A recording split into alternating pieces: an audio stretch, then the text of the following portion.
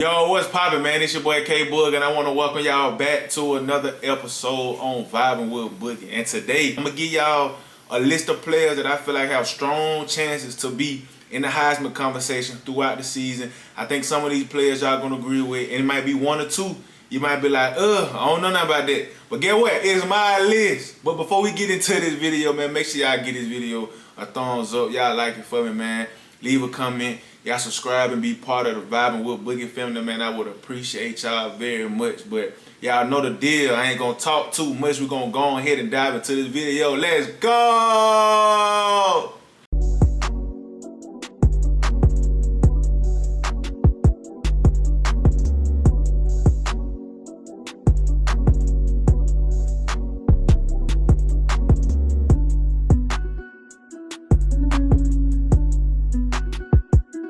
Now, the first name I'm going to throw out there on my list, I got to go with the ultimate athlete himself, Mr. Travis Hunter. Yes. And check this out.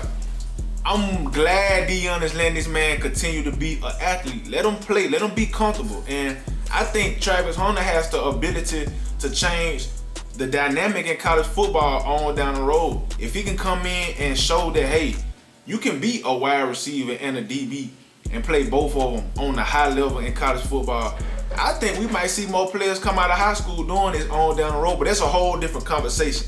But going into this season, I think Travis Hunter has the ability to really make some noise in that Pac-12. When you look at him as a receiver, I go back to that Alcorn State game last year. Oh my goodness, when he was at Jackson State. Y'all don't remember that pass that Shedeur threw to him in the back of the end zone? Travis had one foot in now.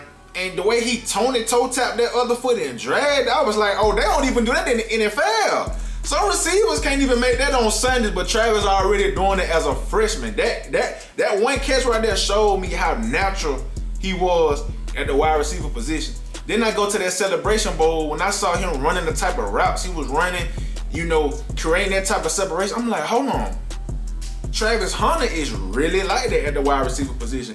And don't forget that you put him on the defensive side of the ball, it ain't fair because now he understands leverage. He understands alignment to where he can be a shutdown corner because he already got the athleticism, but he already know how a wide receiver is thinking because that's what he really is. If we really want to be real, Travis Hunter is really a natural wide receiver, but he's just a freakish athlete that he can go play DB as well. So when you put all that in the equation and the fact that he's playing in the Pac-12, we know what type of style they play out there, man. He gonna get every opportunity in the book because Colorado gonna have to put up points. And if Deion and Colorado wanna make a statement, you gotta feed the ball to your best players. And let's be real, Travis Hunter just might be the best player offensively and defensively for this Colorado team. Let's just be honest. So the fact that he's gonna get his fair chance of opportunities to catch passes, to lock other receivers down or get PBUs and get interceptions, I think that Travis Hunter can really have a special season if it all gels together the right way, man. So I'm paying close attention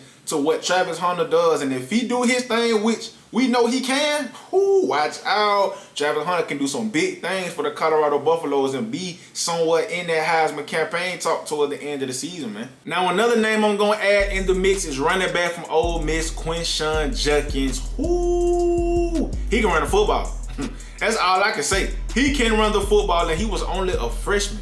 He went for 1,500 yards last year. Well, over 1,500 yards, 16 touchdowns, and he averaged $120 on the ground, and he did all this in the SEC, the hardest conference. So he got my respect. I love his style of play. He runs aggressive. He runs hard. If you don't know what you're doing, he gonna carry you and him to the end zone. Yeah, I said it. He gonna carry you and him to the end zone. I'm excited to see what's in store for year two? Because what you did as a true freshman, man, that was unheard of. Ole Miss is going to have a veteran O-line up front, so they should be able to open holes for my dog to run through. Ole Miss going to be able to throw the football. We know Lane Kiffin going to be balanced for the most part. He just want to have a good offense. He going to be able to run and throw, so you ain't going to be able to just load the box. So, hey, anybody playing Ole Miss this year, you better come with it. You better knit a leg and shoulder this, man, because if not, he's going to make you look like a little boy all game, man. So shout out to that, man. Quinshon Judkins, he is like that, and I expect him to have a very good season in 2023. Next on the list, we got to add the reigning Heisman Trophy winner from last year, Caleb Williams. he already off to a hot start. He ain't slowing down no time soon. 18 to 25, 279 yards, 4 touchdowns, no picks. He completed 72% of his passes. He looked like the best player in college football. I mean, he's not slowing down. When I look at him, I see him having another 4,500 passing yard season, probably 40 plus touchdowns. And if USC is anywhere in the mix for the college football playoff, he will be a finalist. Now, I say finalist in his sake because we know how they do, man. Voters fatigue. They ain't gonna want to see this man win in back-to-back years. We haven't seen anybody win back-to-back or get it twice since Archie Griffin in the 1970s. I feel like they snubbed Lamar back when he was at Louisville because the year after he won it, he looked even better. But I just think Caleb Williams, man, is gonna dominate this year. It's gonna look easy, and I think he's gonna have this USC team in position to compete and win a lot of games and potentially win the Pac-12 and get into that college football playoff. So shout out to Caleb Williams. I look forward to continue seeing you shred up defense, my dog. Now this next guy, if everything goes smoothly, I think he can literally have a real deal shot at this Heisman, man. And this Marvin Harrison Jr. When I look at him, he got everything you want. Name me a wide receiver in college football doing what he doing. I'll wait. I'll wait. Marvin Harrison is him. 1,200 last year. 77 catches, 14 tubs. You know, now the only thing about this year, he's gonna have an inexperienced quarterback. That's gonna be the only thing. But if they can find ways to get their quarterback feet wet, get him confident, and being able to find 18 and get him the ball when he need the ball, oh, it's gonna get ugly for defenses this year, man. Cause I don't see nobody being able to guard 18. 18 is the most unguardable wide receiver in my opinion in college football. Cause like I mentioned, I don't see no weaknesses in this game, you know.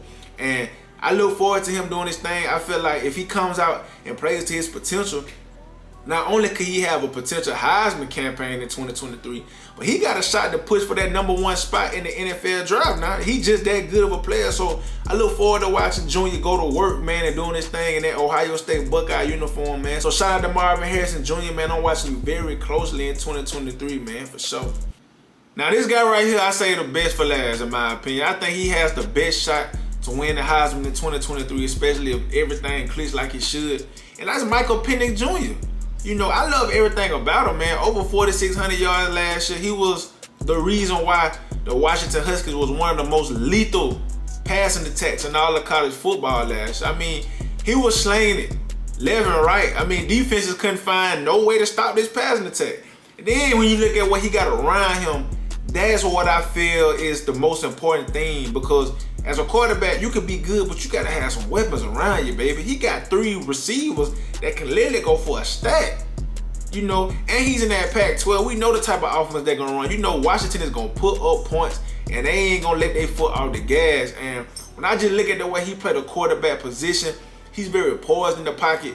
He don't really get rattled.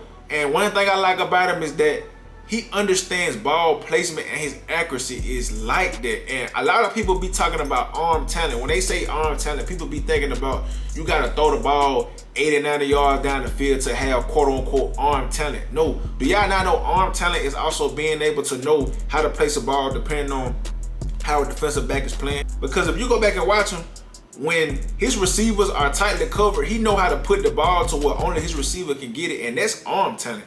Every quarterback can't do that. You can get somebody out there that you got a strong arm. That don't mean you a good quarterback. But when you understand ball placement and know how to put the football, depending on what you see, that what takes you over the hump. And I think that that's what he brings to the table. You know, I think he's hungry going into this new year. Washington has a lot of hype coming into the season.